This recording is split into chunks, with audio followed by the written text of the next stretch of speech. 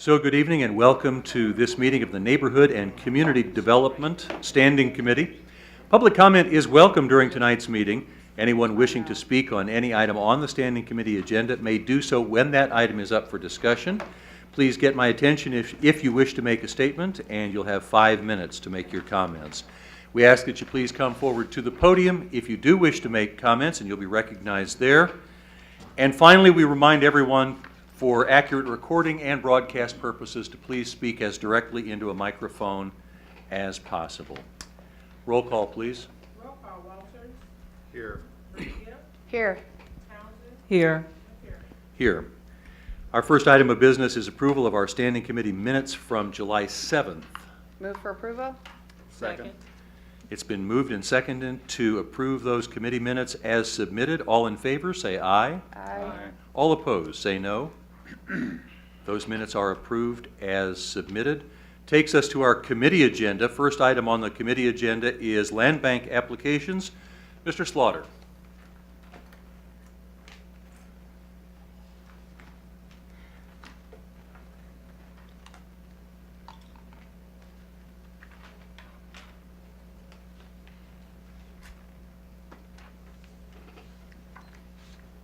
Good evening. Good evening. Well, we just have some applications and a best and final to go over tonight, short and sweet. If you'd like, I can give you those application addresses, or they should be provided in your packet. Does anyone need the addresses reviewed? We do have, 2 of those are for parking, and the other, I believe 9 are just yard extension. In looking at the, now, all of these have been approved by the Land Bank Advisory Board, correct? They have, yes. Yes. All right, so if anyone has any comments or any questions on any of those applications, 2 for parking and the rest for yard extensions. Move for approval? Second. Second. There's a motion and a second to approve all of those land bank applications. Any further discussion? Roll call, please. Roll call. Walters. Aye. Garcia. Aye. Townsend. Aye. McCary. Aye. Those are approved, and now for our best and final. Yes, thank you. The land bank property address is 646 Oakland Avenue. We've received an application from 642 Oakland and 648 Oakland. In our normal procedure of sending out a best and final letter to the applicants, they get an opportunity to express why they want the property expanded on that. It was during this process that both parties basically came and shared the idea of, I only want the smaller part of it, the other guy's fine with that. So our recommendation is that we split the property, with Mr. Shea getting 12.5 feet closer to his property. I believe that would be the west side of the lot, and then the east 37.5 feet for Mr. Ollie. And you said both came with that proposal. Yes, they both agreed to split it that way, and it was kind of that way from the start. Very easy, pleasant process. Any questions or discussion about this application? Move for approval? Second. There's a motion and a second for the best and final at 646 Oakland Avenue. Any further discussion? Roll call, please. Roll call. Walters. Aye. Garcia. Aye. Townsend. Aye. McCary. Aye. That finishes the committee agenda. Thank you, Mr. Slaughter. And it brings us to our outcomes agenda. And when we initially set up and reviewed the agenda for this meeting, we had listed a discussion of outcomes for Neighborhood and Community Development Standing Committee. We as a committee are still gathering some data and doing some preparation work. So we are going to table that discussion until our next meeting, at which time we'll have a fuller and more productive discussion of outcomes for this committee. And that'll still be prior to our strategic planning meeting, which comes up on the 1st of November, Saturday, November 1st. So since that is tabled then, The business of this committee is completed for this evening, and we are adjourned as the Neighborhood and Community Development Standing Committee. Unfortunately, tabling those items now opens up a space because the Economic Development and Finance Standing Committee is not scheduled to begin until 5:30. So we will wait until 5:30 to begin that meeting. So we will have a short recess in between meetings.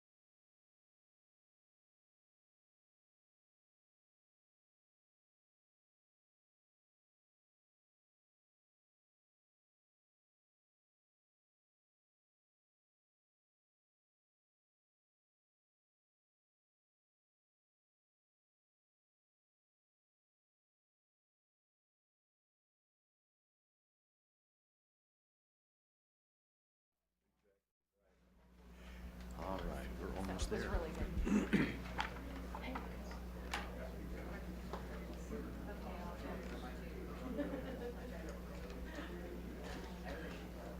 All right, it is 5:30, so we will go ahead and get this meeting started.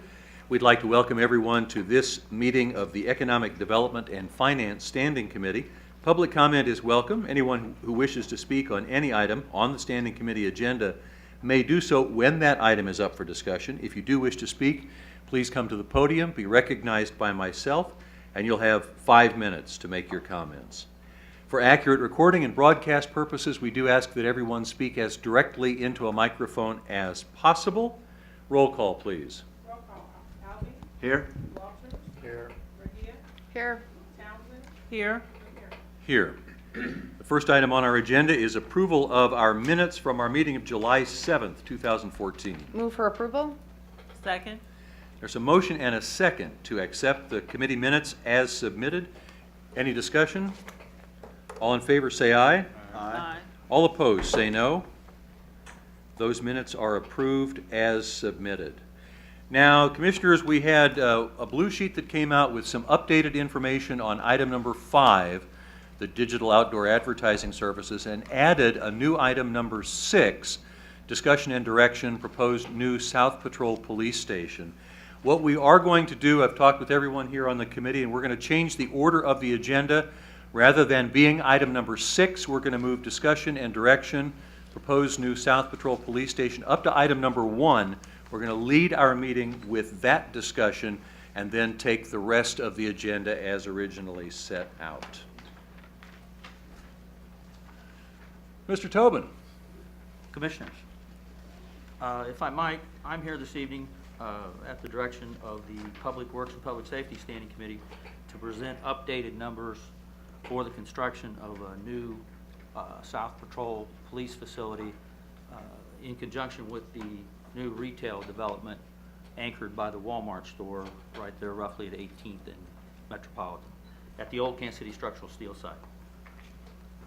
If I can refer you to the memo of Robert Roddy that was attached to the blue sheet and to your agenda package, you can see that the size was kept the Hey, same Mike, you roughly. need to talk into the microphone. More. You can see that the size of the facility was kept the same at 10,000 square feet, and that the estimated total cost for the new facility would be $2.25 million, roughly $225 a foot. This number includes all construction costs, the extension of utilities to the facility, the interior and exterior finishes, the construction of the parking required for this facility also. It also includes the site work. The site is a little tricky to work on because it was an environmental site, but it will be fine. That number should be more than sufficient to construct that facility. Right below those numbers, also at the direction of the other standing committee, we put together the numbers for the move of the tactical unit, which is also housed with South Patrol right now, for them to move to a new facility. The size of that facility is smaller, but since this would also be a new facility, the number's basically about the same, about $225 a foot. And again, that would include all construction costs, interior, exterior finish, site work, extension of utilities, etc. However, it is my understanding that the tactical unit is not really an appropriate attachment, let us say, for the South Patrol Police Station. But that's the opinion, I believe, of the police department.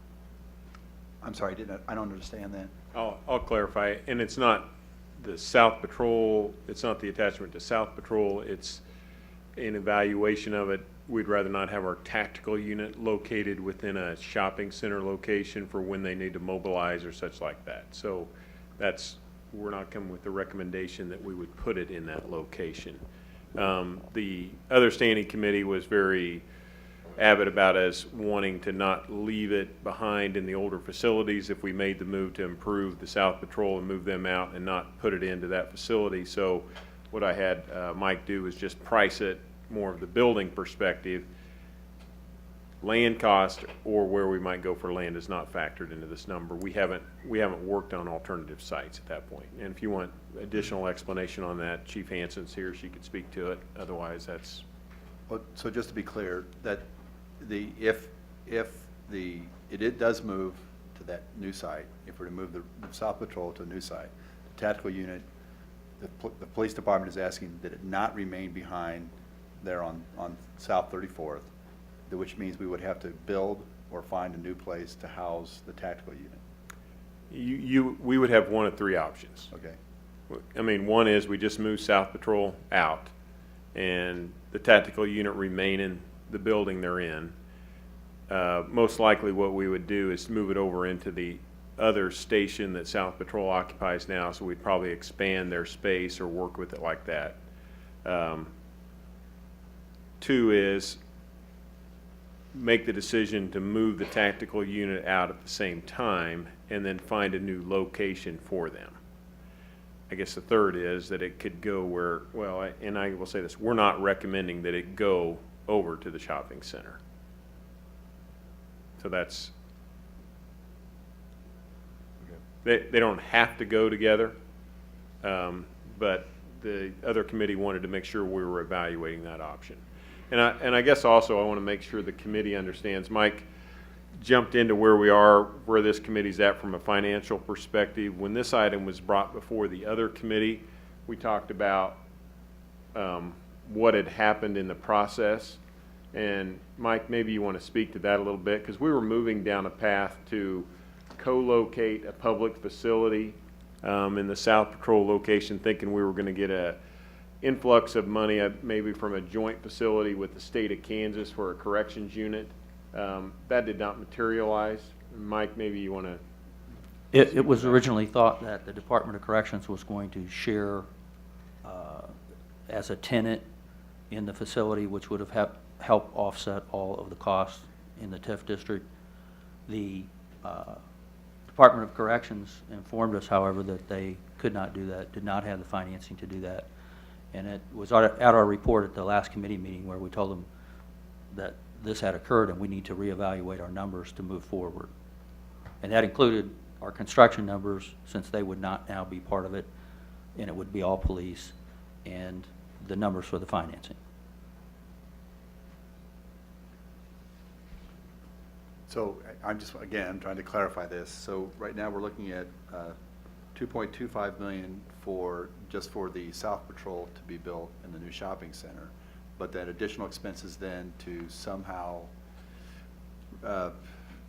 reestablish the tactical unit in a different place or in the same location that it's currently in. Yes. Correct.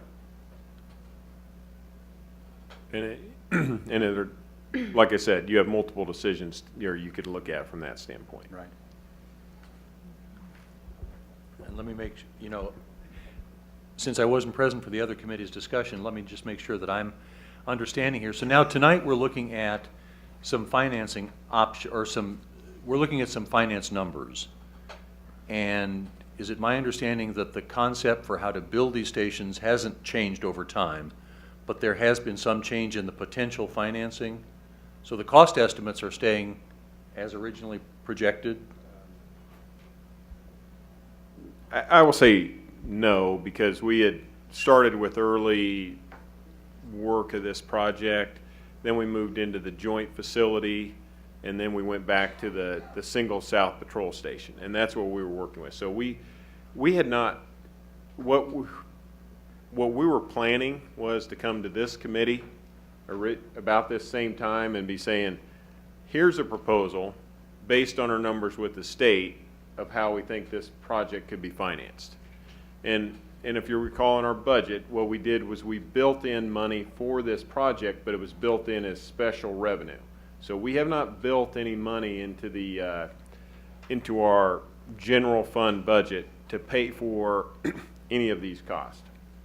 So now with that change, what we did was we went back and Lou Levin and his team went through and ran the numbers. So if you look at the sheet that's labeled the South Patrol, if you have that, I'll just kind of walk through that a little bit, and if Lou, you see something you want to jump on. What he did was he ran this over a 20-year time period, assuming the TIF period that we're looking at. So that's what helps make this project work. So we've got a couple things that come into play. One, we have a Department of Commerce one-time contribution. It's noted down at the bottom of the page, $400,000. They were willing to do something to help stimulate kind of the joint project, as well as help this whole shopping area move forward, creating jobs, creating activity that was going on there. When Corrections pulled out, Commerce said, hey, we understand, and to the point of Corrections, they did this very nice to us in the way they did it. They came in, told us it just didn't work. But Commerce said, hey, we're still willing to contribute our $400,000 to your project if it'll help it go forward now. So I said, thank you, we'll work with that in our numbers. So they factored that into the cost to say the $2.25 million. We use that $400,000 as upfront money. And then what Lou has done is shown a payment for principal and interest running down here. So in the far right column, you see what our deficit is. We're short $102,000 up to $104,000 or $5,000 up through year 2022. So if we were to move forward with this plan, we would have to put a little over $100,000 in the budget starting in 2016 in order to pay for the debt service on this project. However, the really positive number that comes by this whole scenario is then by 2023, based on our current revenue flows that we're projecting for that TIF area, and we can use the TIF revenues to pay for public buildings, we actually go into a positive margin of a little over almost $8,000. And then you see that number continue to just move through. You know, it's $8,000 to $20,000 a year till we get to 2034. And then in those two last years, it looks like we have a deficit again of about $70,000. So, Lou, the combined debt that we would have in building a $2.25 million facility would be the $701,000 that we would have to fund out of the general fund, correct? As projected. As projected. And as Lou qualifies by his projection number is, this is projecting based on our estimated TIF revenue flows that are coming from the site. So as we look at any project we have, obviously we're going to be standing behind these bonds. We don't have somebody else that's going to say, we believe the revenue would flow. You know, if we're short any amount of that number, that coverage number of the $8,000 a year is what you have. So it's not a lot of coverage over and above. Really, I would say, you know, you're looking at more of a 1-to-1 coverage ratio when you're looking at, we think this will be, because this is the money that'll come at the end of the waterfall when you look at the flow of revenue. So you have a risk factor to say, well, if it doesn't come in, we could be paying $150,000 a year that we would have to put into it from the general fund in order to make this happen. You know, so when I look at this and say, if we can leverage $700,000 over the next 20 years, you know, 150 of it, which comes 19 and 20 years from now, that's a good deal for us. And it kind of, then that's why we've moved it forward, because it's kind of like when we look at projects that we're working on with KDOT and we're out there on a road, well, we may say, well, it's a $4 million road, we don't really have it, but if we have KDOT come in and say, oh, we'll fund it for 2, or a federal government grant, that's a little about how you can look at a project like this, and that's why it's before you today to say, do you want to consider, you know, this to move forward at this time?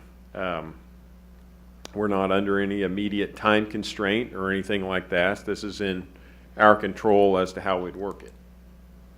So that's how the South Patrol option works according to this. And Lou, did I miss anything in the way I explained that, or do you want to cover anything? Yeah, maybe I'll just discuss how the excess TIF revenue could be generated in the future.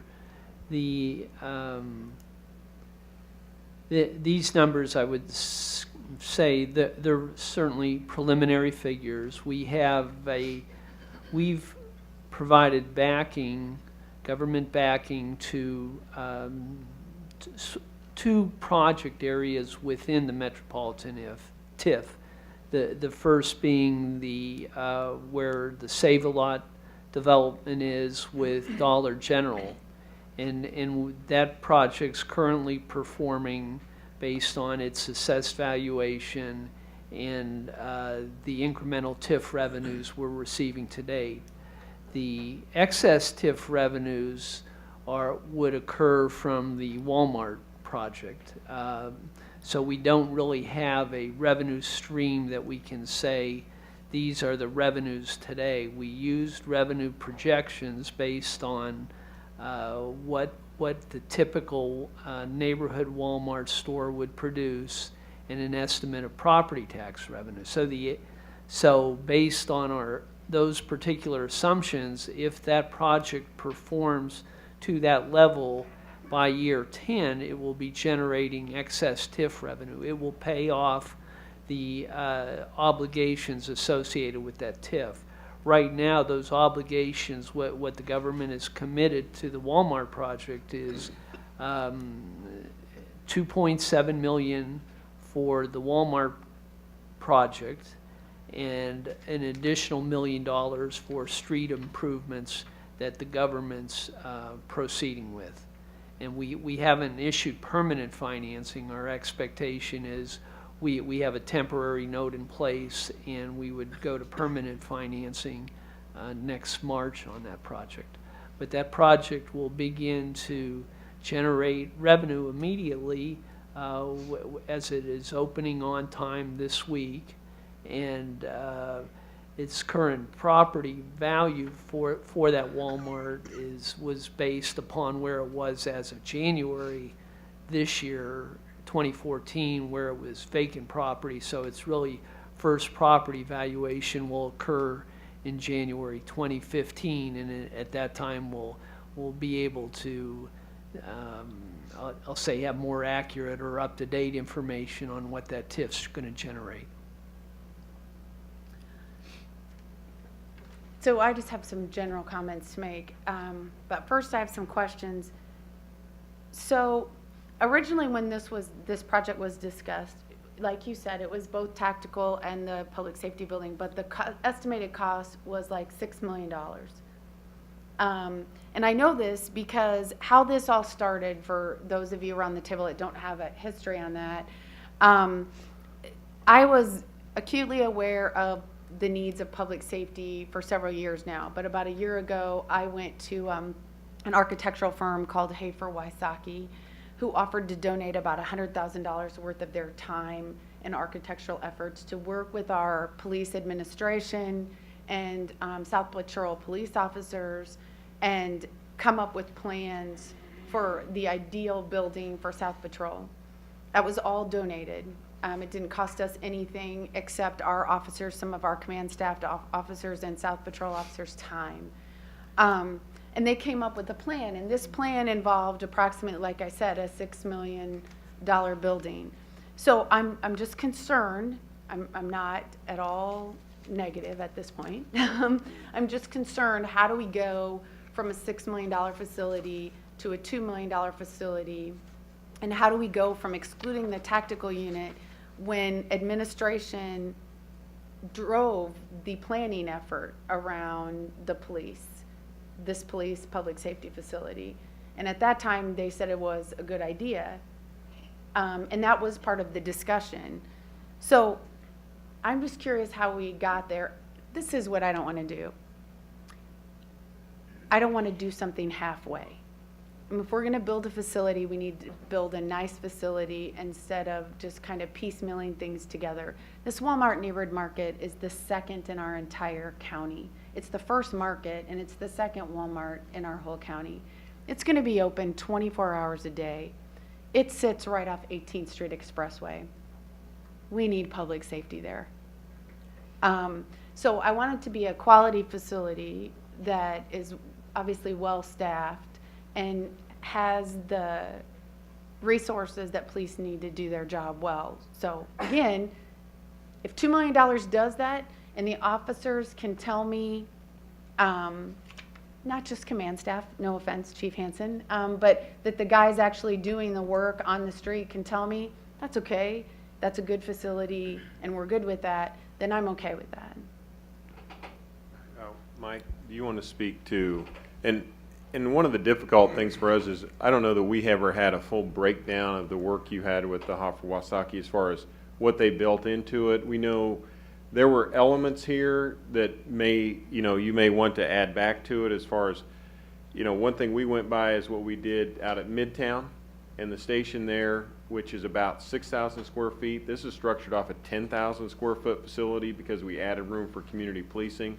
And Mike, maybe you can speak to it. I know we had a communications systems room bunker within it, which was a very expensive facility. It's not in this. There was a large community room component.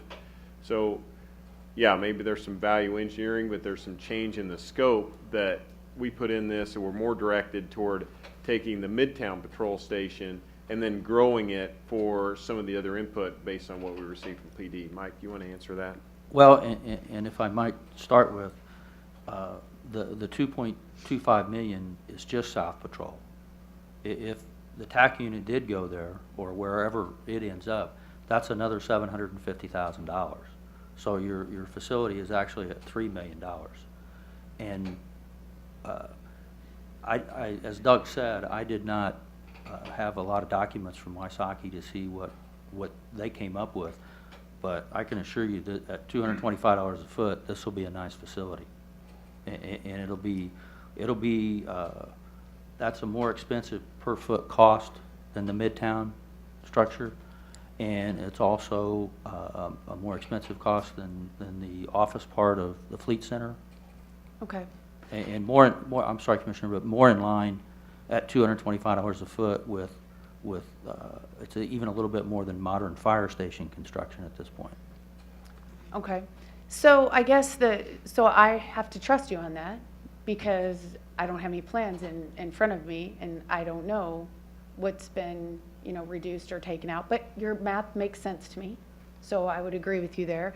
I guess what I want to know is, I'd like to maybe hear from police, which is it? Tactical is best staying or tactical is best going?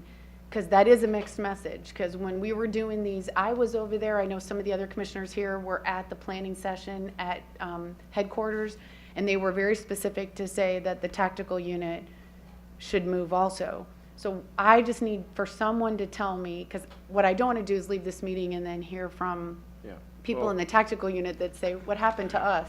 Two different answers. I'm going to ask Chief Hansen to come forward, please. One is the movement of the tactical unit to be located in the shopping center, and if you would speak to our thoughts on that part of the process. And the second is speaking to whether or not I think tactical is left in the current facility. Is a different question. So first I'd like you to address, the discussion we had about moving it into the shopping center location. Right. Well, something about our tactical unit or our SCORE unit that a lot of people don't understand is one of the important elements for them is to show up at whatever location that they need to respond to and have an unanticipated arrival as best as they can. And so moving into a strip mall type of an environment kind of eliminates that possibility. You've got so much foot traffic, even like you said, 24 hours a day.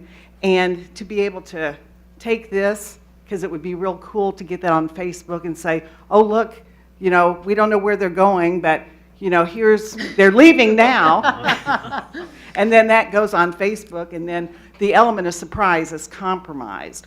Or the fact where we are now, they leave and they're almost to where they need to go before they attract a lot of attention. Mm-hmm. But so we haven't had a problem with people seeing this and deciding they're going to follow along and kind of caravan and see what's going on. But in other places where they have had to establish a headquarters where there's a lot of traffic and activity, that has happened. So really, ideally, and I don't know about the beginning of the project, I don't know that it was ever offered as an option that the SCORE could be in a separate location.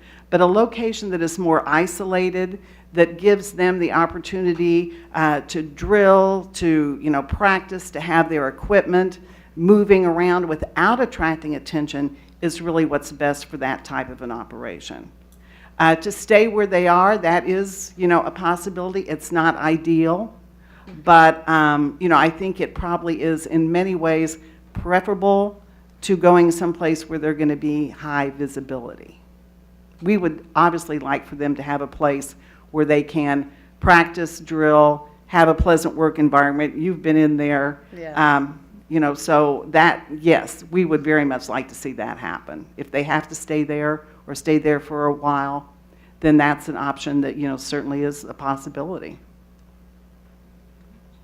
And this is why I built the option that brings it back that, as I said, is there's not a recommendation from us. And maybe the difference between when the architects were talking to them is a different question than when I was talking to them. Because it's my job to drill down on, does this work for you and how well does it work for you versus how would you build the facility on the site?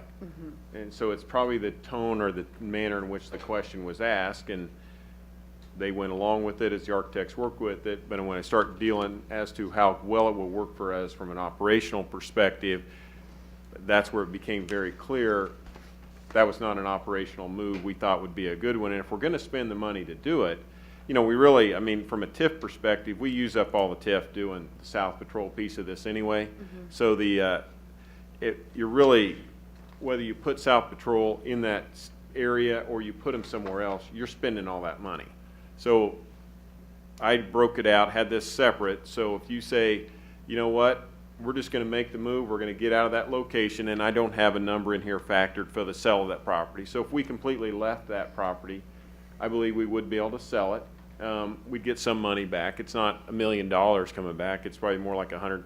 I don't honestly know what the number is. So but it's somewhere in there. It'd be a number we could get some money back for that property. It's not going to cover the $743,000, but we would find at that point we would look for what is the best location for tactical to go and try to fit them in somewhere. And here's our building cost. It may be some property we already have access to that we could get relatively cheap, but they're not a community policing unit anyway. They don't go somewhere to interact with the neighbors and hang out with people, and people aren't going to go there and do reports. So it's not the same kind of a component as coming in with a community policing station or patrol station like that. So it would be a logistically located based on our other needs and how that could work for us in the community. So that's why this cost is here for you to evaluate. Like I say, you can say, we like the way the South Patrol looks. We pursue that option. Here's the cost. We need to figure out how we're going to identify that to pay for it.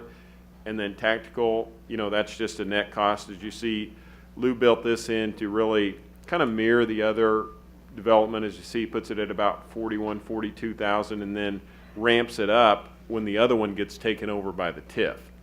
So it allows it to be a little lower cost and then go up to a higher cost as the other part of the project is taken out by the TIF piece. So I'd just like some reassurance. I don't think this is how police works, but I would like some reassurance that the tactical unit is okay with staying where they're at. And the reason I care about that is I did a tour of the South Patrol and the tactical unit building, which is the barn in the back. And truly, Chief, no one was complaining, but I asked him to sort of walk me through what happens, when they come into work and they get ready to go do something. And there were some things I was a little personally concerned by. I will tell you, none of them seemed very concerned, frankly, so they were okay. But things like that they have drug dogs and that there isn't any place for those drug dogs to be out, and that oftentimes they'll wait in one of the cars for an extended period of time, and that also there is no shower in that facility, and these officers use things like tear gas and whatever else. If you get on you, it hurts. And so they need to get it off of themselves, and there's no way to do that right now.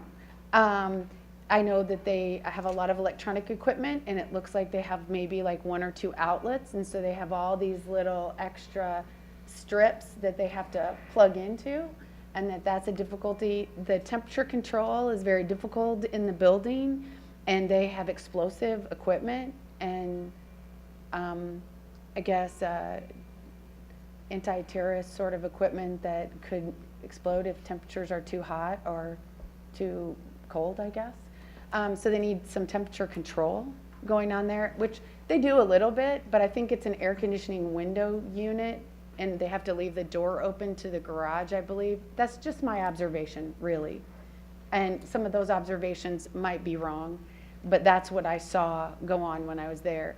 So I could see how there could be some adjustments made to South Patrol to, you know, especially like Administrator Bach said, if you move the guys' offices, and I say guys only because there are no women there. Right. Yeah, because I will tell you, the other thing I was concerned about is that for people who haven't been there, the room is no bigger than from myself to you, that they get ready for roll call or they get together to leave in. And when they change sometimes into the appropriate gear, they do that in the same spot they meet in. So it'd be like if all of a sudden we all stood up from these desks and we changed our clothes. So if there's a girl in that crowd and there's a bunch of guys, that would be a little awkward, I would think. So I just think there has to be more reasonable accommodations than that, just my personal opinion. And I don't think those are too high expectations to have for our police officers. So I'll back up and just tell you, if the actual officers, men or women, that are in this unit, if it addresses some of those issues and if they're okay with that, then I would be fine with that. But I want to be sure that they're okay and they don't have any concerns. Sure. Yeah, nobody wants to take better care of all of the officers, including the SCORE team, than I do. And I will tell you, of the options that you have in front of you, the point that we're trying to make is, yes, eventually you're going to need to invest in a new headquarters for the SCORE team. If you're going to invest in the new headquarters, we strongly recommend it not be in a strip mall, because you're going to spend that money there. We recommend, rather than spend it there, spend it somewhere that is more isolated and suits their purposes better. If we had to make a choice right now between going to a strip mall and working within the confines of what South Patrol will leave behind, then that probably would be the preferable, because it's less expensive and still leaves the option that perhaps in the future SCORE could have what they really need. Okay. But your assessment of where they are right now is 100% accurate. Good. And actually, when I visited South Patrol, the women's restroom was non-functional that day. So there's, they're old buildings and they need something to make them anywhere near what the other headquarters and buildings have. Mm-hmm. And by no means are we asking to take a good building and build a luxury building. I mean, that's why I gave those specific examples. Right. And, when you talk about police dogs, you don't want those police dogs anywhere around a strip mall. Right. So, there's just a lot of elements there that cry for a setting that is not in the middle of a lot of other human activity. Well, and my gut tells me I don't want to leave them behind. I don't want to leave the tactical unit behind. I want to make sure, they've been very cooperative through this whole thing, and they also have, would like to see, I think, some improvements. And so I just want to make sure that if we do move, like you said, Doug, if we do the South Patrol facility with just the South Patrol officers, that we look at better accommodations in the meantime for the tactical unit. Well, I think it's safe to say, I've had the opportunity to see many of our fire stations and all of our division stations for the police, and it's safe to say that we have things that we need to address in almost every facility that we operate. We certainly have issues of accommodations for women in almost every one of those fire and police stations that we still need to address. We have issues of old infrastructure. And so what we really, I think, need to think about here is in the context of an overall strategic plan for how we upgrade all of our infrastructure for police and fire alike. So even if we stay behind, if SCORE were to stay at their current location now, it still has to be part of the bigger discussion about how are we going to make everything better across our whole operation. In terms of South Patrol Station itself, so Mike, you said that this ends up coming in at a lesser per square foot cost than our current Midtown? Yes, not drastically, but somewhat lesser. But comparable. Now, Midtown, we had, did the Tiger Grant build all of that, or did we contribute to that? No, we contributed to the interior finish and the cost of design. So, Maybe he needs to clarify. okay. I think when he's saying less, you're saying what the real costs were in it, not what we contributed. So he's saying it's less than what the actual construction costs were to build the facility. Right. Right. I'm not addressing the grant parts Or what or we- who. But you're where I'm what. going next. Yeah. So what was our contribution to match the Tiger at Midtown? Oh, I don't have that in front of me, Commissioner. I don't remember what that exact number was. I'm thinking it was around 600,000. So, this is just the thing that kind of runs through my mind here. As we think about strategically investing in all of our public safety and government facilities, if we spent $600,000 up against the Tiger match, we have TIF money and, I'm on the wrong side. We have TIF money and the Department of Commerce money, which certainly is less than the Tiger grant was. So our match will be a little bit bigger. But it still seems to me we're taking the same step of leveraging money and picking off one more piece where we're not paying the full price. And so to me, although we're going to be challenged to find a place to fund this in CMIP for the first 7 years up until the TIF revenues are sufficient, to me, it's just part of that big discussion we have to have about how are we going to make things right across the whole operation. And my first blush look at this is the leverage isn't as big as Midtown was, but it's still leveraged. It's better than us paying the whole bill.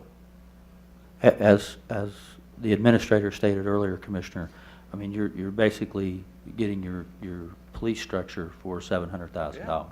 And it's a Beautiful. $2.25+ million Right. facility. So we're getting a 1-2 match. So, Commissioners, I would just also add one other small thing, but I think it's important for you to know. So I just informed our administrator this week that the not-for-profit I work for will be doing $25,000 worth of site prep to the site in advance if the facility is placed there, which would be $25,000 worth of work that the unified government would need to do, which is control of the environmentally contaminated fill site. We're putting new fence around it and we're clearing and grubbing that area. And we're doing that simply to help because we recognize the costs are really high. It's not a ton of money, but we've already given the police department $10,000 cash, and Walmart will be giving them $3,600 on Wednesday, awarding them money. And I've already met on multiple occasions with Administrator Bach that when we had a number, a concrete number, and we had an idea of what the facility, the quality of the facility was going to be, once you have that, I personally am more than willing to raise money to close that gap, to ask people to contribute. I have a couple of funders that are interested. My concern is that, not that it wouldn't be, but if the facility wasn't nice, a funder wouldn't necessarily want their name on it. So I'm trying to, I don't know how to say it without just saying it that way. So it would have to be a quality facility for someone to donate and put their name on it. So I agree it's a balancing act, and I'm appreciative for what they're bringing forward, and based on what Mike Tobin has told us about, that the cost is pretty comparable to what was proposed initially. I feel, much better about that. And I'll be glad to continue to do that. I've got just a couple more questions. When we look at, let's see, yeah, we've looked here at the South Patrol, $700,000, but it says total UG cost, estimated cost 1.08. And so it looks like we've got just operations charges that are factored in there over time. Or what's the common area maintenance charges estimate? That's basically a per square foot charge for the maintenance and upkeep of the facility. You know, And- historically, Commissioner, we are not very good at taking care of facilities once we get them built. And so we're going to go ahead and include that cost in part of the project. Okay, so we're actually dedicating up front to avoid deferring maintenance over the long haul, Correct. okay? Well, that answers my question, because I wondered if there were a similar charge on the current facility that could be backed out against this, but I would guess the answer is no. Okay. And then one more, and now I don't, oh, I know what it was. Now if we look at the tactical unit, if we were to go the route of South Patrol moves, tactical stays where they are right now until we can get a better plan for where to move them, the total project cost there would be reduced somewhat, or could be reduced somewhat by the sale of that existing building at that time. Would that be right? Yes. So that would take down our total estimate of investment by some factor, maybe a tenth of the project or less than that. And also, Commissioner, if I might, if the tactical unit were not part of a strip mall, as the chief addressed, the aesthetics of the building on the exterior, in the exterior elevations might not have to be as expensive, and that might also bring down that cost somewhat. And where there hasn't even been a discussion of a location other than strip mall or current, you know, we are the largest property owner in the county. And so there, we have, Do we have we any have buildings? a lot of property where it could be located. Okay, so ultimately, that figure could come down to something that might end up being manageable even in the fairly short run. Yes. Okay. So what do you need from us? Well, Well, I guess in the end, I mean, what we're looking for is the direction, and I guess to some of you, you would probably remember the radio project that we funded this summer, that I came back for, that this is kind of how that kind of thing happens. We moved forward with the project a couple of years ago. We received direction from the commission, but in this case, I wouldn't be seeking the funding to put in the budget until down the road after we already commit ourselves and we issue bonds and we're there and we have to build it in. So in the case of that project, we brought it forward, and I just, you know, I found a way to, you know, we had to add it to our budget to work with it and do a little manipulations. But that's the kind of thing we're looking at. It's kind of the eyes wide open by all the governing body that I'm not identifying $150,000 to take out of the police department's budget right now, or take out of somebody else's budget. And it's not an overwhelming amount of money, but the bottom line is when we're coming down to a $300 million budget and our fund balance is almost non-existent, it's an issue when we go through and build our budget next year. You know, it's the reason we go through and we put half a roof on the courthouse when we needed to fix the leaky area. You know, instead of fixing the whole thing, we're not getting the money to do it all in one shot. So I'm asking you to look at it from that perspective. This is money we'll need, and we gotta find our ways to manage through that. So that essentially, Commission, we're looking for direction. If you're saying this is something we're willing to invest in, we recognize that we don't have funding identified for it now, but we'll go into next year's budget process knowing that, you know, essentially you're directing me to get the money and put it in, and find out where we're going. That's a process we'd follow. Lou would be moving in advance of that based on our timing of how we would advance this project to really get a bond issue structured. So we would already go out and issue a bond at some point in the near future, so we have the money to start working with, because he's got to cut the whole thing, you know, for our cash basis law to move forward. Now, we may have a little bit of latitude with the money from the state that allows us to advance some things, but they're not going to release it until they've got the full commitment from us to move forward. And I think Mike was looking at doing a design bid for this, weren't you, Mike? Or were you going to try to go ahead and do full designs and then come back and do a No. project or still evaluating? No, it was the staff opinion, Doug, that we would proceed with a notice of need, given the direction of the commission, and go design build. Because we think that would be the quickest, most efficient, and cost-effective way to do it.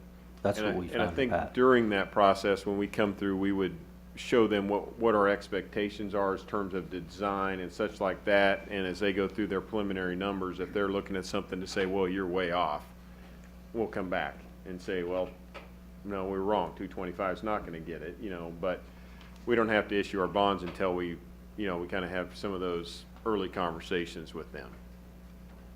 So, okay. Commissioner Townsend? Thank you.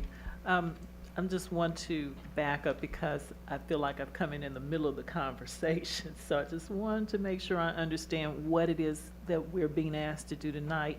And I'll break these questions up as the discussion's been going previously, South Patrol versus the tactical unit issue.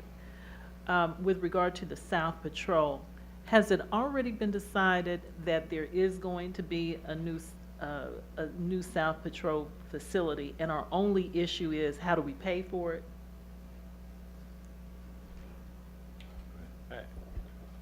No, there's no final decision that's been made. Okay. That's still there. Now, I'll say, this went before the Public Safety Committee, because we were talking about the facility. That committee voted on it and said, we want you to move forward and get a new facility done, and directed us to come before this committee and figure out how to pay for it, because that's economic development finance. So they were very emphatic in support to say, we'd like to figure out how to do this. But knowing they haven't seen the numbers either. So, I mean, in fairness, it would be, that's where it comes back to this committee, where we go through, we evaluate the numbers, what we'd be looking at as far as a future commitment. And then I would say this would probably be a good package for us to take forward to the full governing body, and if they have any questions on it, or then we could move forward. This is unorthodox. I mean, it's not the typical way we've done these kind of things. We build them in, we go through the budget process, we identify that's where it's going to be in the future, and we build our budget and we go from there. Mm-hmm. This is an opportunity that comes off cycle, which happens. So, and we don't have a precedent of doing it in our facilities. So it's a good opportunity to look at from that perspective. So if we get that direction from you all, then I would say we would take it so the whole governing body can vote on it to say we agree this is a estimate that we think looks reasonable to us from a bond schedule in the future, and then we would proceed down the path to get a notice of need out to get someone in to do a design build option. I would say, so that's just for the South Patrol. And then really the same question then on the tactical unit. Okay. Well, let me stick with the South Patrol. You were saying we have an opportunity here to do this. Is this a good opportunity because there's a need here? I'm trying to get to the bottom line of this. And does this look different now? Well, scratch that. What would the numbers look like? What is the impact of the state not making their contribution? For instance, from 2016 up through 2022, you're talking about $104,000 on it just for the South Patrol, and us trying to cover that deficit. What would that have looked like had the state come in? Had the state No. gone forward? I think I got this. So I'll try. So I think where there's confusion at, Commissioner Townsend, is that the state not coming through just means we're not building the portion of the building that would be housing state employees, the parole offices. They decided not to enact that lease. Actually, the state came through with flying colors, in my opinion. We just received $400,000 from the state cash to help us build a new South Patrol facility. And what Administrator Bach is saying is that if we don't build this public safety facility, this South Patrol, then they want their money back. This is free money we don't ever have to pay back. So there really wasn't a loss. There was, whether we built the building with parole or with Outpearl, there was always a gap. It was always how to fill that gap. Well, okay, this is Commerce, Department of Commerce. Is this Kansas Department of Commerce or this U.S. Department of Yes. Commerce? Candidly, Commissioner Townsend, I went to the governor and I said, we need your help. We have a gap on this property. And he went to Commerce and they worked together to help figure out how to get us $400,000 to help offset the cost of a new safety building. Only because in almost every one of our surveys in Wyandotte County, all of our constituents have said public safety is their #1 concern. That's what happened. Okay, so we've got the 400,000, but because the state will not have this tenant in there, would we have gotten more than 400,000? I guess that's what I'm trying to understand. No. So we've gotten as much as we No. ever would have got. I would say that what we had found when the state was part of the facility, we were going to be able to build a larger facility. So some of the site work costs, which were going to be generally the same, helps bring down your cost per square foot. So yeah, the answer to that is, yeah, there was some synergy that was being created by the combination of the two facilities that was going to lower our cost.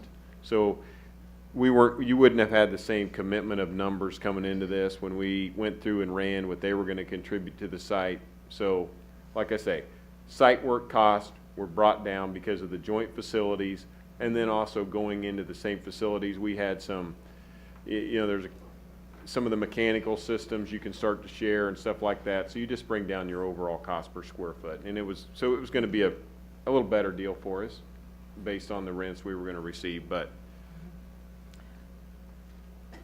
Well, it just sounds like, correct me if I'm wrong, then we would still have had this 104,000 deficit on average for those, 7 years? Okay. yeah, maybe a little less than that, but yeah. Okay, well, 100,000, yeah. What happens if this is not built?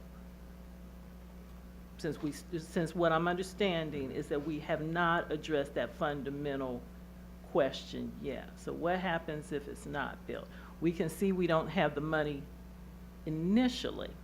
Long-term, it may be a good deal. What happens if it's not built?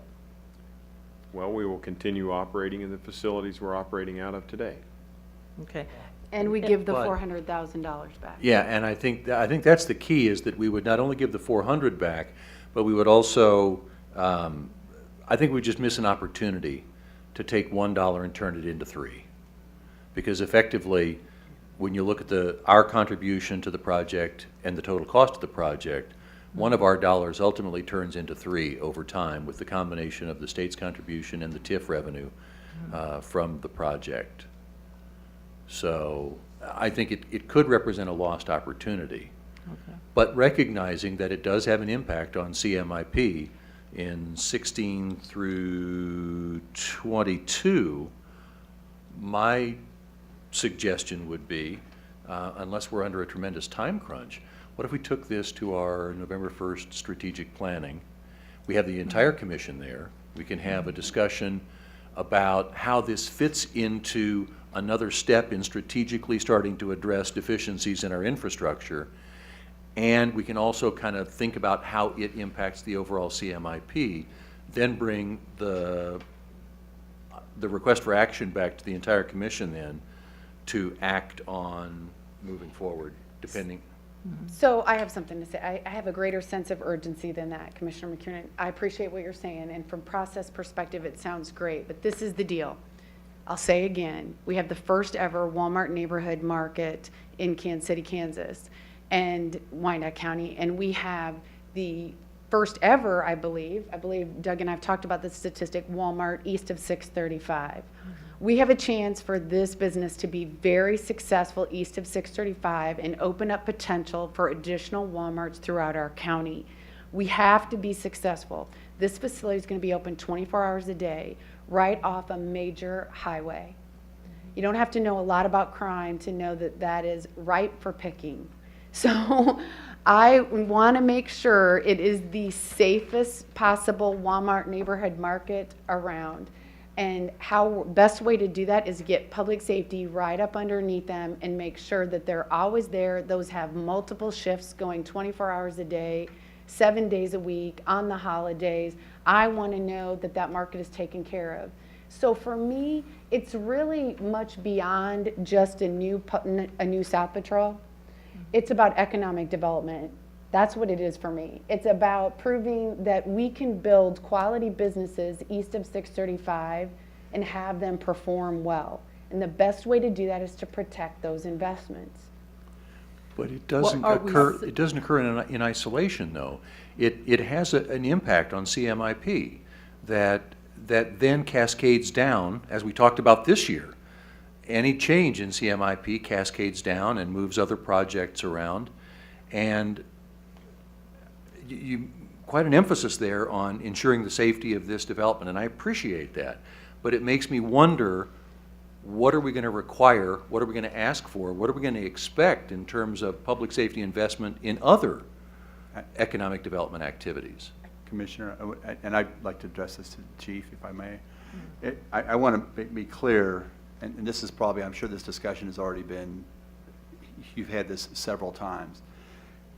You're not suggesting that if we locate the South Patrol adjacent to the Walmart, that somehow there'll be a reordering of resources to ensure that that Walmart receives absolute security, or at least to a range of absolute security, which would then compromise the coverage in the rest of the South Patrol. You're not suggesting that in any way. No, I think it's exactly what the commissioner described, is the natural comings and goings of those marked cars and 24/7 in that area, just by that nature, is what we're not thinking about any other Additional. extra effort. My concern would be if there were to be some incident, some crime, which there certainly will be no matter what, that then the expectation would not be, well, we're not devoting enough resources to this strip mall, this new mall here. No.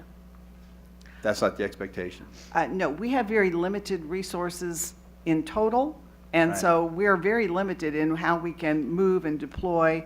And we have a certain amount of coverage and protection that we have to provide across the city.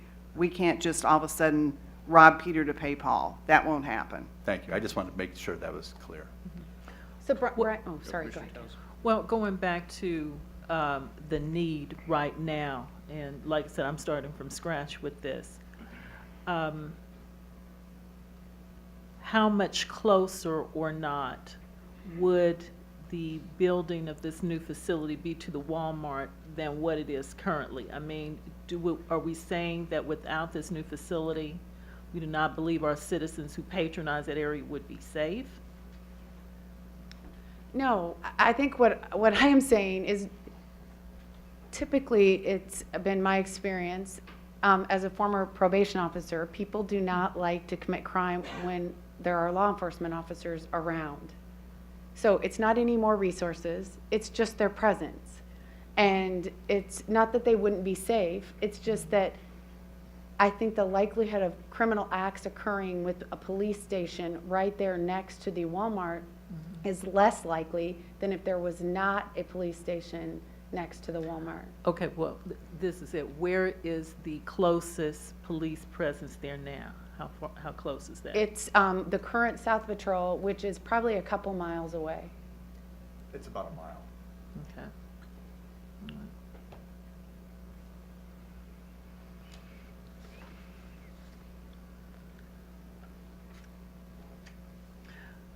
Well, I guess I understand the desire to have all of our citizens safe and to protect the new development. But I guess I am thinking along the lines of Commissioner McKiernan, not saying no, but this is how the things happen, and I think the administrator made reference to the radio project. My recollection was that that was mandated. I thought that we didn't have really any option, or the previous boards didn't have any option. It was something we had to do. I'm wondering how much leeway we have to accomplish this in a way that we're not setting up commissions down the road to deal with something similar. you know, and have them wondering what were we thinking about at the time. I didn't hear when I asked the question initially, what would happen if we don't do this? If our citizens are still going to be safe, I think that's the number one motivation, as Commissioner Murguia mentioned.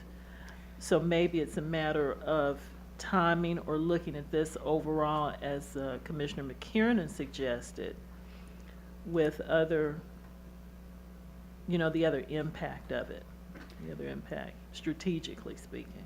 You know, just let me say one thing. When you talk about need, I would just suggest if you haven't been to South Patrol, please go by there, because I think that was one of the initiating factors here, is if South Patrol would have been in a building without asbestos, in a building that was in good repair, in a building that really served the needs and provided an adequate workspace, this proposal would have never moved forward.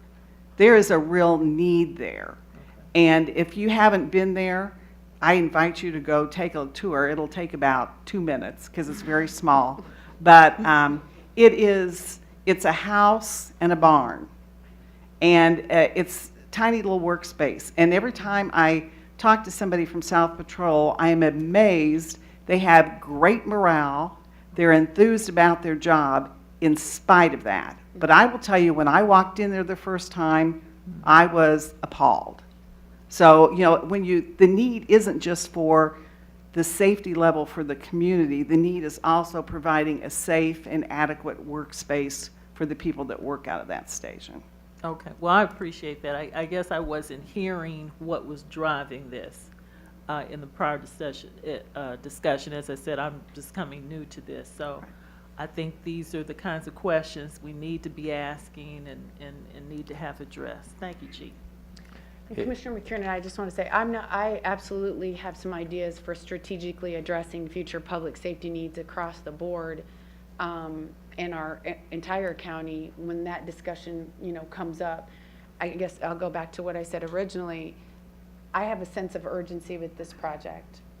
I personally have worked very hard to recruit development to my district, and that's, you know, I would like to see that investment protected. It's just, and it's what else is bringing it forward is the demand and the need for a more suitable facility for public safety also. And I think that's unarguable, that there is a tremendous need.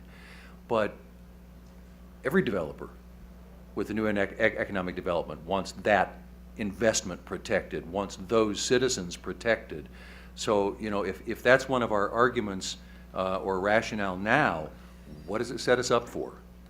Well, I think it sets, like I said, this is more of a Wyandotte County-wide strategy that you're talking about, and I do think it's something that, you know, we need to consider. And I don't want to get too far off what the subject is, but we've had multiple conversations about new public safety facilities in the Legends area and how that might have been done differently when that was done, and the need for an immediate facility right on site there to protect that level of investment.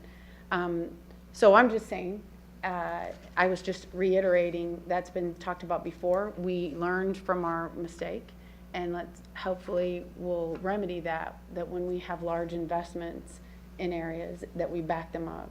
Totally agreed, but we have a very, very tight budget, so we have to be very thoughtful Sure. about how we go about backing all those up. Well, the item tonight actually didn't ask us for any action.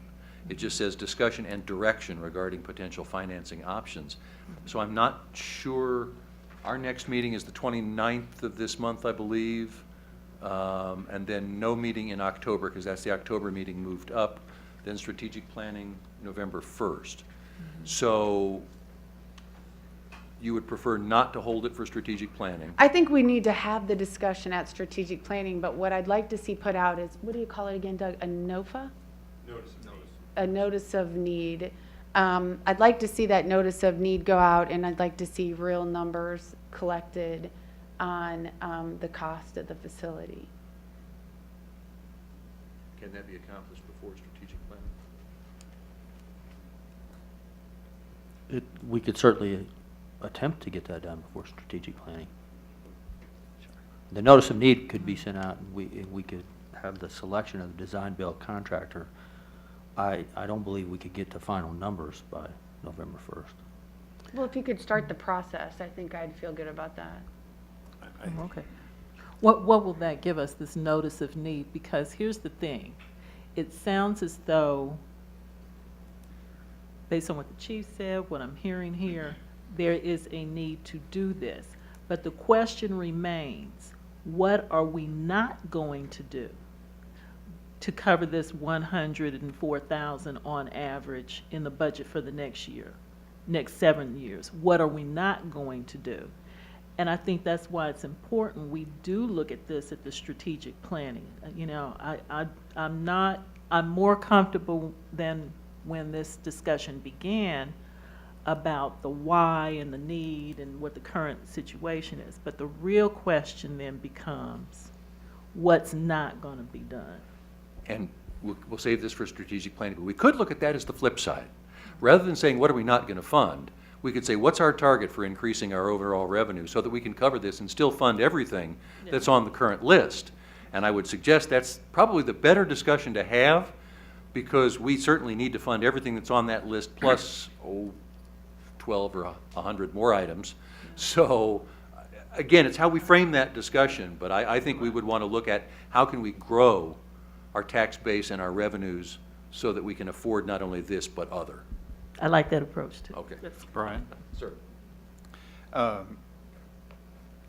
few months ago, we had an opportunity, and it affected the CMIP budget on Minnesota Avenue. And I think we made an adjustment to the CMIP of like $1.3 million without a whole lot of heartburn. And I'm a little surprised that we don't have that option before us today. I think the staff brought forward modifications to the CMIP budget over time and how we would find that $1.3 million so that we could advance some project, which was another opportunity. This is $100,000. So if we're going to revisit this at some point in the future, I would like to ask staff to make recommendations along the lines that Commissioner Townsend was mentioned, just how are we going to pay for it, where's the money going to come from, and if we can find $1.3 million to spend in 1 year, surely we can find $100,000 to spend in 1 year. I'm glad you said that, Commissioner, because I can remember it was maybe after the strategic planning or one of the early budget that we actually went down and identified this is not happening or this is being delayed, so we can accommodate that. So that is the way I think we need to approach it. I just clarify that point, because you're right. This is the annual output that you're looking for. What we did was we came back and said, here's a $1 million project. So you had a debt service of that. So it would have been like $50,000 on an annual basis that we were changing. Your comparable would be by saying that $1 million is compared to the $2.25 million. Because we were looking at a whole project and inserting another whole project in place of it. So it's just what the annual debt is. But yeah, that's certainly an option for us to work on, and not, obviously, that's what I figured we would be doing if we had the direction that this was a project we wanted to pursue. Commissioner McCarron? Yes. I guess if, from what I've heard, and again, I feel like I've come in the middle, or maybe at the tail end of a discussion, a longer-term discussion, but it would seem to me, and I appreciate your comments about the Minnesota Avenue project of upfronting some of those costs because we have a developer coming in, and sensitive to what the chief assures us that it's not a redirection of resources, just simply the presence there. And your comments that there is, we're accessing dollars that we would not be able to access. It would seem to me that a little more quick movement on this would be appropriate. But I also am sensitive to what you have consistently said, that for the unified government commissioners, as you try to really have a strategic plan for addressing the very real needs in the community and systematically approaching those and having a good plan. But given that, it would seem to me that you could move forward a little bit more quickly. And I want to be clear, I think it's a crying shame if we leave $2 on the table for every dollar we can spend, then shame on us. And so I have no problem bringing an RFA back at our next meeting to say make it happen, and then take that to the full commission. I want to be clear about that.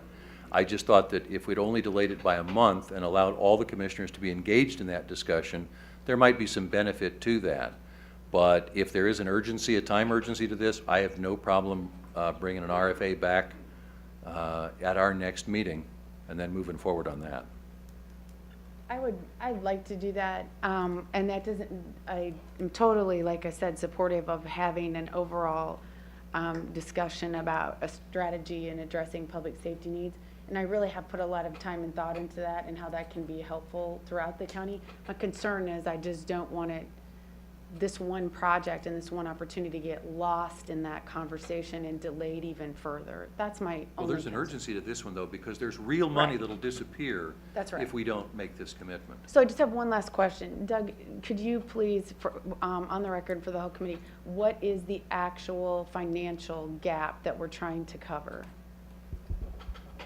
So if On an somebody was annual gonna write us basis- a check, I'm just curious, if someone's gonna write us a check right now for whatever that gap was, now don't add the debt, the debt financing. I say if someone's gonna write us a check to cover the gap, what Okay. would that be for? Or, well, basically $100,000 for 7 years. I So mean, it's $700,000. $102,000 to $104,000. You know, I'm sure we could come up with the thousand. So if we could come up with $100,000 for 7 years, assuming the TIF revenue comes in as we're currently projecting it, we would be covering our debt. So from 16 through 2022. So could somebody potentially, if somebody was to give us $300,000, would that delay 3 more years? Could theoretically that delay 3 more years of finding money? Lou, how would you structure that? Would you be able to just make that part of the bond payment and do it in that fashion, or would you pay it up front? I mean, you could, I think what I would offer is, as proposed, or if we had $300,000 additional, the CMIP is an evolving document. As proposed, there's no impact to the budget in 2015. When we prepare the 2015 amended budget for 2016, we'll look at the resources we have at time. There'll be other competing interests. However, if we commit to this project, we've made a commitment to go forward, and we may say, as a result of that commitment, we need to reduce another project, or we may have sufficient resources that we do not. But it's not a static document. However, based on our current budget policy, this would be a change to our CMIP, and I would be in agreement that we would need some concurrence, whether it's through an RFA, to adjust our CMIP to accommodate this project. I'm not certain that that's the answer you're looking for, but we certainly can restructure the debt. This debt structure is a preliminary number. We're assuming interest rates that were really current in the last couple months. They may change by the time March comes around, or January. We're going to issue our debt in January, and I think if we were given where we are this time of the year, we're in September, the time this project would be approved, I think we would add it to our CMIP and debt finance it after the first of the year. Sounds good. Yeah. So then what I'm hearing here then is our direction is to create a request for action that would be to effectively move forward with the financing as outlined on this projection sheet, and to bring that back for our next meeting, which would be the September 29 meeting. And we're issuing the notice of need also. yeah, I think we can move forward on that. And I think one thing we're looking at is probably a construction cycle that has a large amount of this work done in 2015 anyway.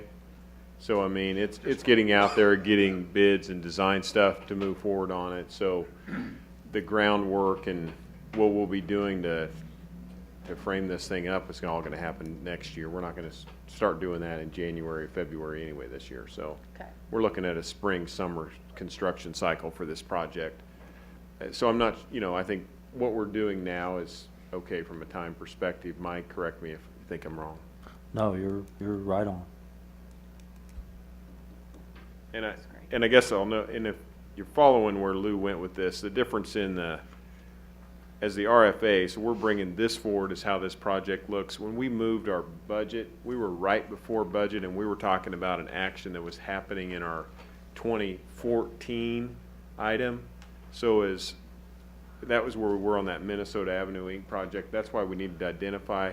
When we're talking about something in 2016, things push around back and forth, project cost estimates move, so I don't know that we would necessarily be identifying what project this changes out at this time. We have to figure it out, but So we would just be, the RFA would be to just approve the structure of that financing as it currently exists, knowing that the final numbers may have changed, so.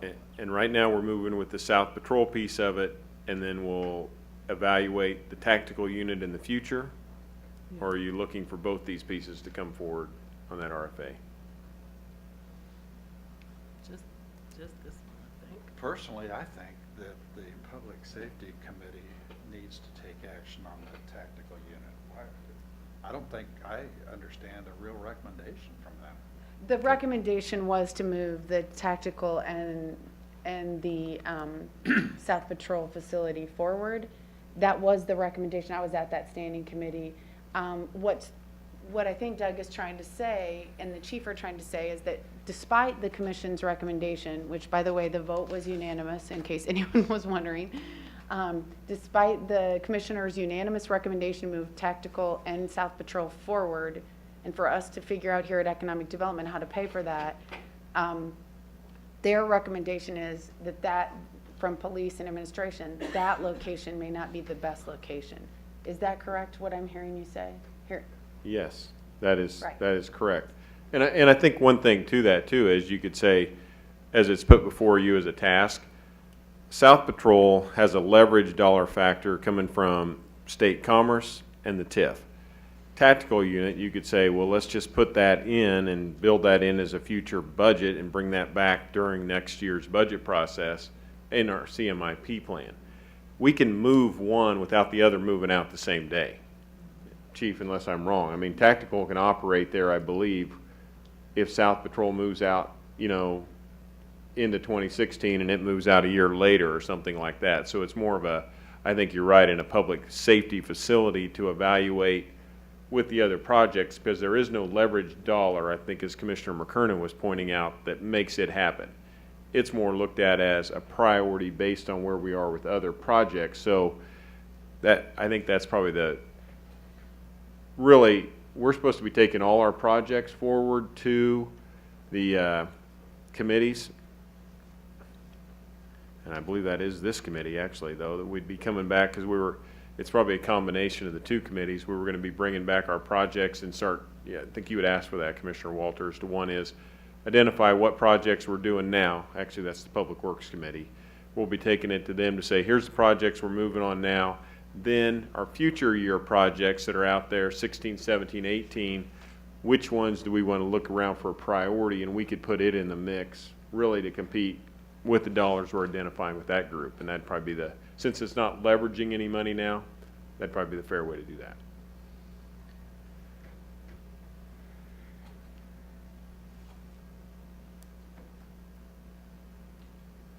Well, if our challenge is to figure out how to pay for this, have we figured out how to pay for this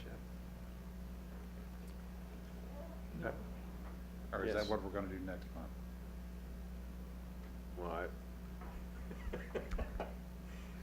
I would say the answer to that is the solution that's been brought forth here that leverages the commerce money with the TIF money, noting what our level of risk is of some money that we'll be bringing out of our dollars, that it's going to go, that we're saying we're going to pay for it, and then figure out how to finance it within our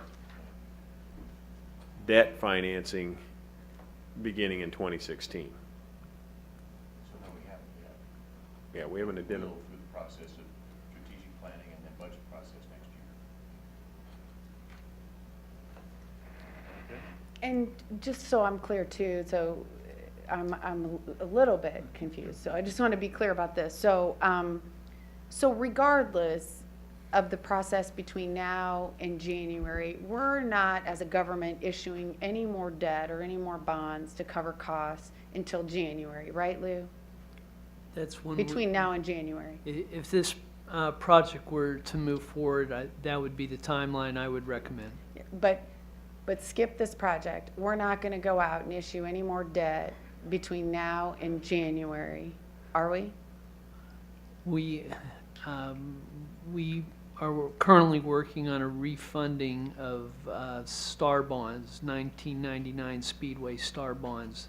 And our expectation is we'll do that issuance prior to the end of the year, but we don't have any general obligation debt scheduled through the remainder of the year. That's not new. That's just a refinancing because it makes sense financially.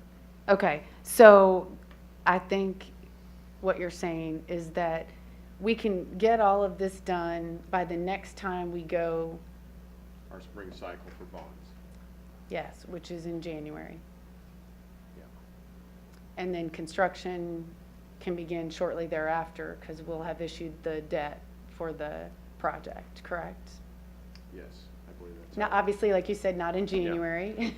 No, yeah, I think But that's how we'll have shortly, it as soon lined as- up to work. Construction season opens. And I think this project does have the benefit of having this state money into it. And I'll have to converse with them about how they would let that go, but that may allow us to move forward with some engineering money in advance of when we'd actually have the bond revenue money in advance. I say that, engineering architecture money in advance of when we'd actually have the bond money in hand, which probably wouldn't be until March. Okay. So what we've asked then is for an RFA that would contemplate the construction of South Patrol Station, not the tactical unit, but South Patrol, using the financing proposal as laid out here, or however it may be amended between now and our next meeting. And then that we would take action to approve that construction and that financing plan, knowing that the ultimate details of that are yet to be worked out in the whole process of assembling the budget.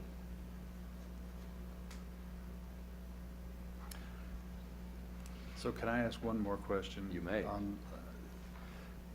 And it's related to this common area maintenance, $20,000 a year for 20 years. Am I reading that correctly? So that's $400,000. And we're borrowing that money also? No, we would not be, that would be an additional annual operation. Okay, so we're not borrowing that. It's not part of. That would be added to, what the numbers you see on the top half of that, the sheet does not include those. Okay, so that we're just going to pay that as we go out of general. Yeah, and Operation. I assume over time, if it's $20,000 to begin with in year one, it may be less in year one. Sure. But Okay, it certainly would increase over time. thank you.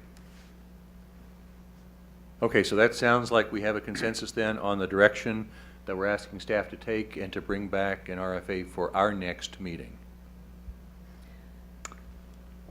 Brandon, right. just say there's a lot of people here that came in support of the public safety, so I'd just ask them, unless somebody has something to say, to just stand if you're here and you're in support of the public safety facility. If you could just stand up, that'd be great. Doesn't mean you have to come forward. Don't be afraid. I do want to speak. Ma'am, you Okay. do wish to speak? Yes. All right, if you could step to the podium, please just give us your name and your address for the record, and then Okay. we'll listen to your statement. Teresa Gardner, 5745 Miami in Kansas City, Kansas. First off, whether or not Walmart is there, I think that would have been a good place for the South Patrol Station, simply because a lot of the crime in that area is right across the street. It's what the police call a hot spot. And that would be a good location just to help cut down the crime in that particular housing development. The other thing is, if you do allow retail development to go under, What does that cost? What did Indian Springs cost, the UG, when it failed? And then the need. South Patrol needs a new home, a better home, an adequate home. And to me, it's a no-brainer. This is the way to go. And give them what they need to protect the community. And that's what I have to say. Thank you, ma'am. Appreciate it. So, oh. Yes, ma'am. Yes, I just wanted to state I do agree with Commissioner Murguia on the presence of having a store there and by interstate highways. I will tell you that in 1967, bank robberies tripled because of the interstate highway. And I know that because I worked in a bank for 25 years in security, and we used to have once a month drillings by the FBI. This is not a bank, but it's a lot easier to rob than a bank is. Thank you. Thank you, ma'am.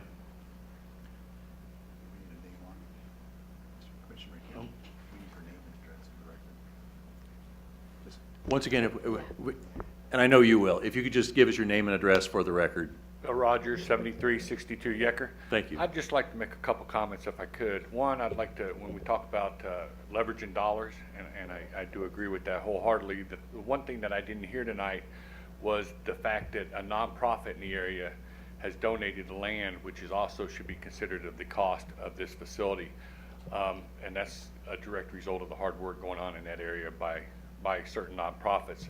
I would also like to say when we refer to this area as a strip mall, I don't know if you guys have been down there. I typically wouldn't refer to this as a strip mall. Also, I've been involved from the very start of this plan. And when we talk about the TAC unit, it would be placed behind the South Patrol, if I believe, and that's a great location for it. You have the rail yards, the big hill on that side is kind of hidden back there. I understand that when they leave, they would be seen no more than what I would call South Patrol. I don't disrespect your opinion by no means. The other thing, I spent a lot of time on this project, hours on this project, out in the community, in the Argentine area, Metropolitan, Ruby, all in that area, Silver City, knocking on doors, talking to people on their porch, sitting in their living rooms. And when we talk about the Argentine community, it's a little bit different. When you knock on their doors, a lot of people invite you in. It's not we're going to talk on the porch, it's come on in and we talk. And I've spent a lot of time in individual houses. And when we had initially we had the parole office involved, the people were for it. They were for it. They want this.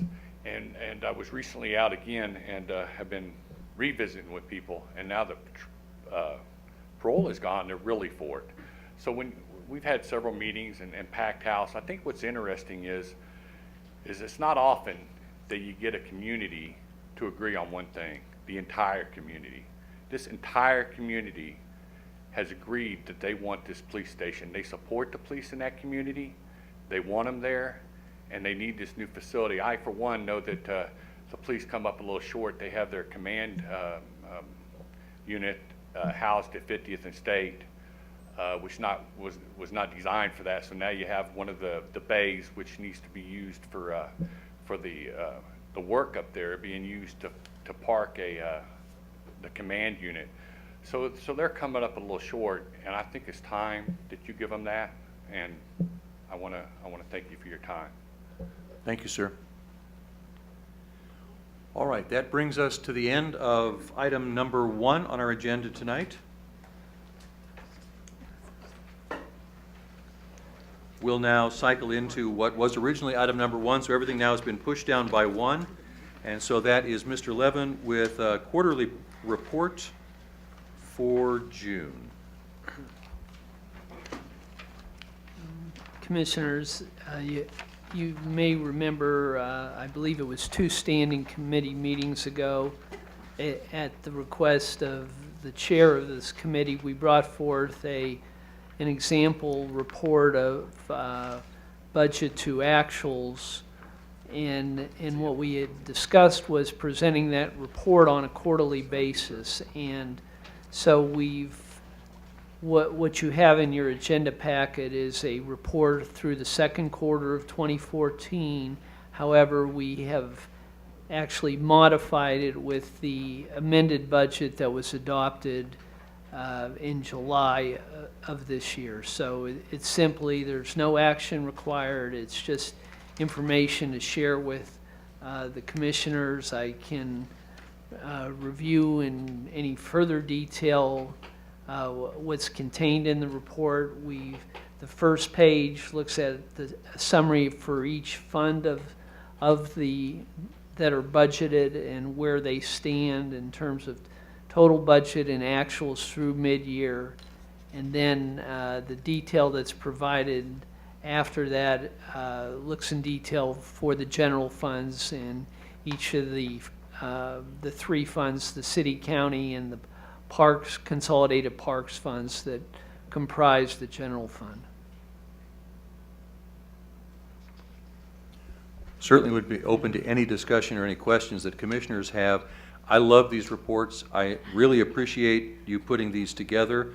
They're excellent to give us an idea of how we're doing. And one of the things that I really love when I look at the consolidated report, if I can get everything to go landscape here, is that at the 50% mark of, and I know it's dangerous to do this, however, at the 50% mark of the year, we've only spent 44% of what we budgeted that we would spend. So on a percentage basis, it would appear that both revenue and expenditures were pretty much hitting the mark that we expected.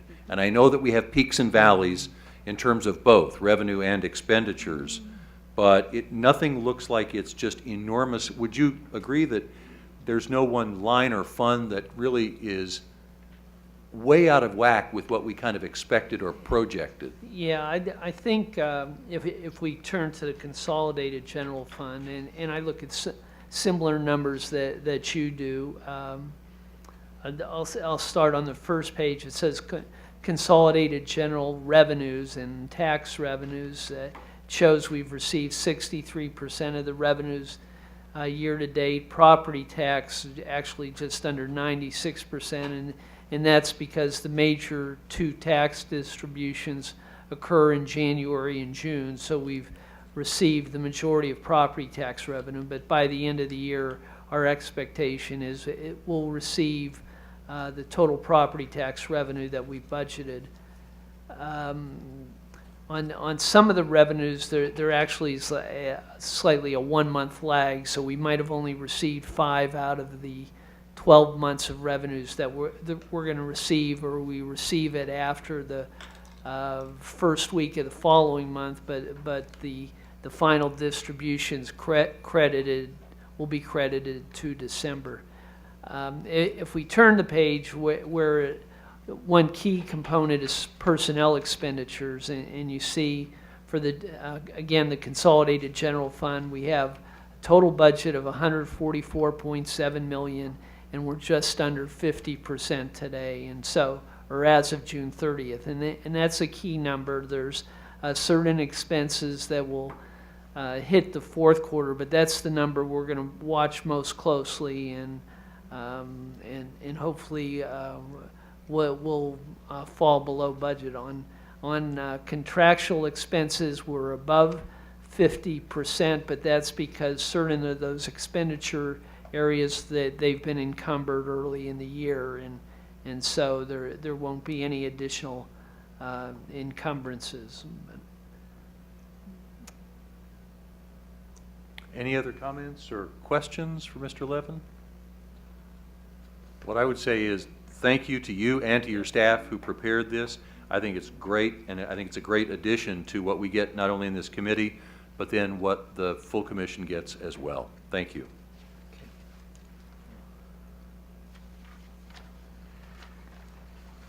If there is, oh, there it is. So if there is nothing else, Yeah, well,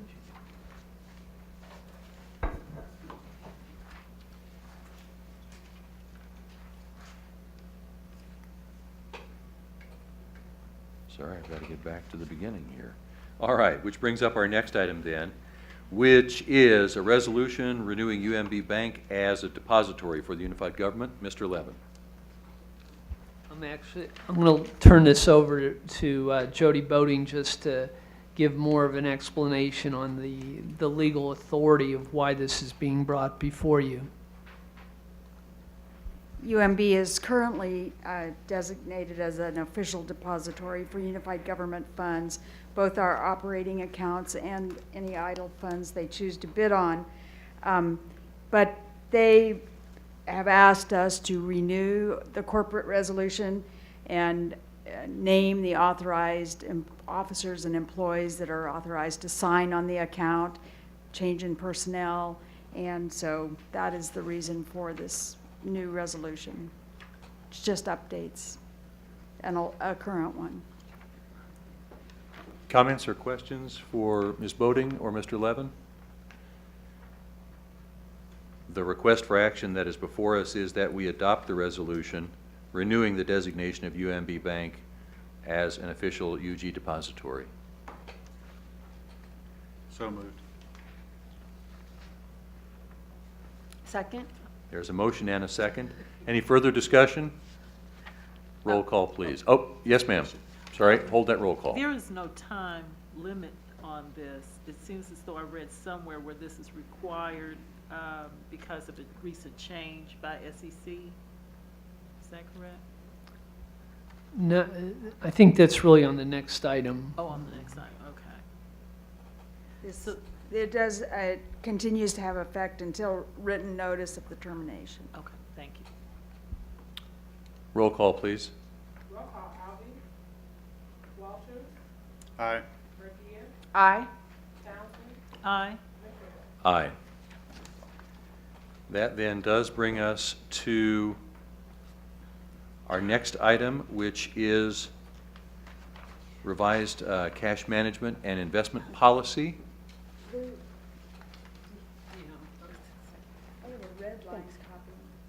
Okay, I'll let you, I'll let her supersede. It's on page 4.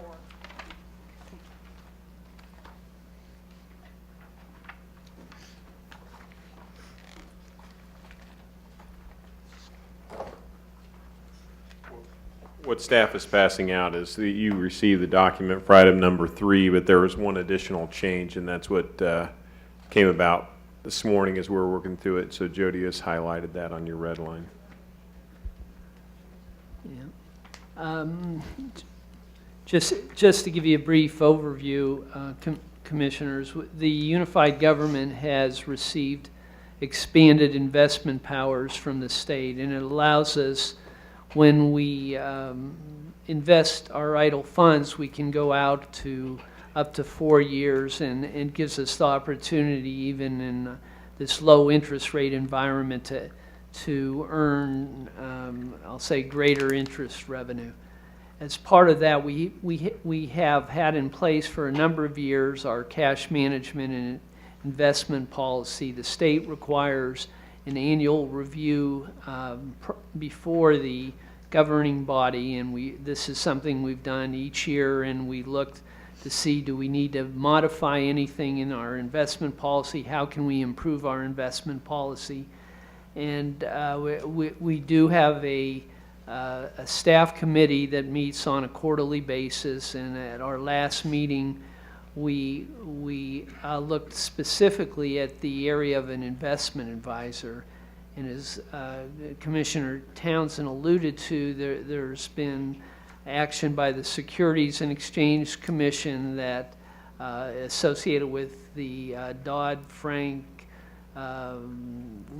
federal legislation that specifically defines what a local government independent investment advisor is and what their requirements are. And so what we've attempted to do is simply add language that defines what an investment advisor is, and we've incorporated it into our cash management and investment policy. And the red line you have before you really details that addition to our investment, or to our cash management and investment policy.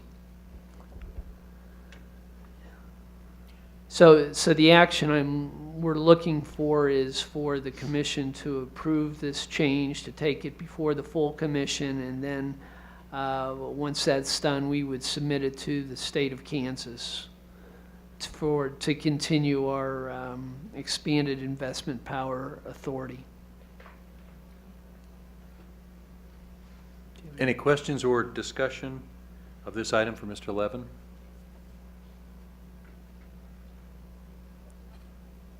Move for approval. Second? There's a motion and a second to approve the revised cash management policy. Any further discussion? Roll call, please. Aye. Aye. Aye. Aye. Thank you, Mr. Levin. The original item number 4 is the proposal of an ordinance that would add digital outdoor advertising services to the occupation tax list. And I believe Mr. Walters from Legal is here. Waters, sorry. I put an L in there. Walters is sitting next to me. Waters is over there. That's right. Good evening, Commissioners. Yes, this is a proposed amendment that actually complements another ordinance that's being considered by the Planning Commission as we speak. That would change the sign code to formally allow for digital billboards. What this does is amend the occupation tax code to tax those boards, assuming that it passes through planning. And we have two different ones. One, the first ordinance simply adds the definition of digital outdoor advertising services, and then on the second ordinance, we actually implement the tax. And this is all related to the initiative that Commissioner Walker has been working on to try to clarify and update some of the sign ordinances in general. Correct. Okay.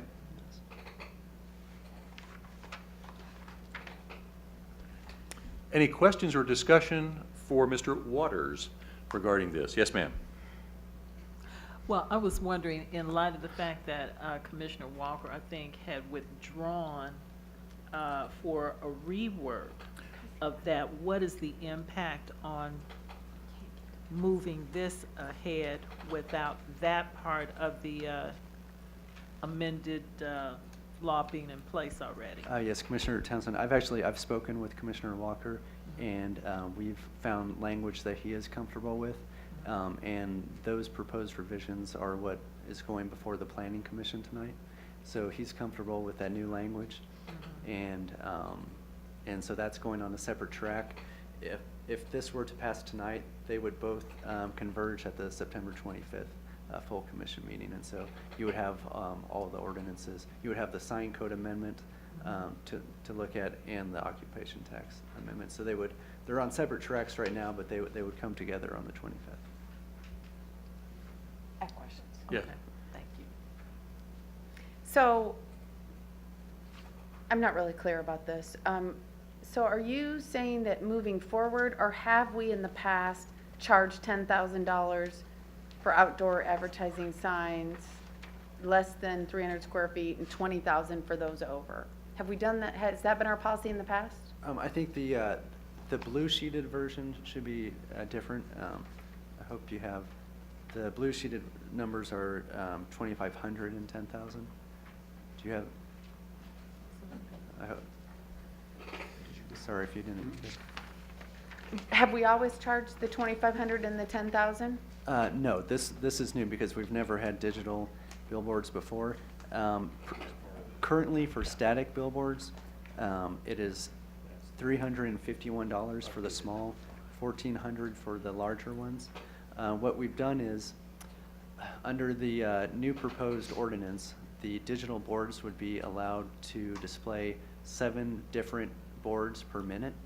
And so what we've done to come up with these figures are basically multiply the tax amount that the static boards had by 7 to reflect the increased amount of advertising and faces that it would be able to show.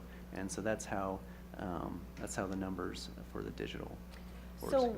all the digital boards that we currently have up that weren't allowed, Oh. the people that got variances for those and that have moved forward that are already out there, did they pay $2,500 or $10,000 for those boards? Actually, Commissioner, my understanding is I don't believe that KCK actually has any digital.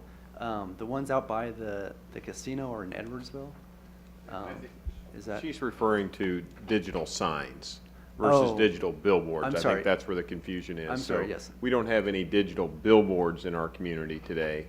We do have digital stores that are there in front of There's a digital signs in front billboard of out stores. by It's in- Edwardsville on 435.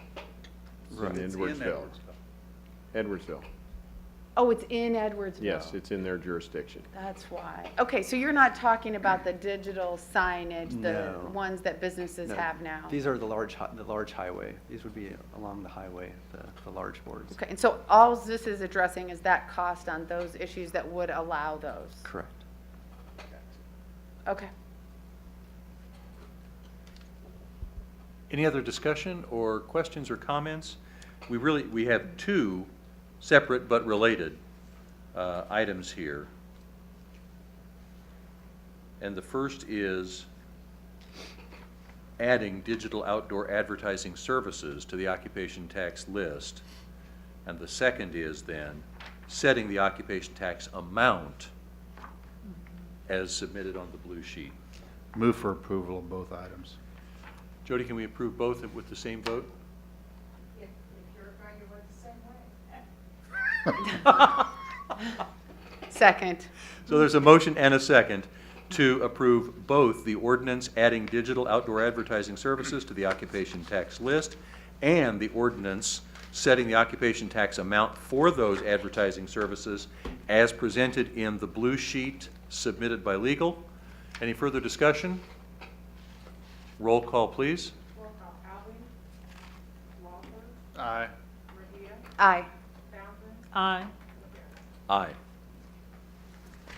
Mr. Waters, thank you. That brings us to the end of our agenda items this evening. With no other business before us, we are adjourned.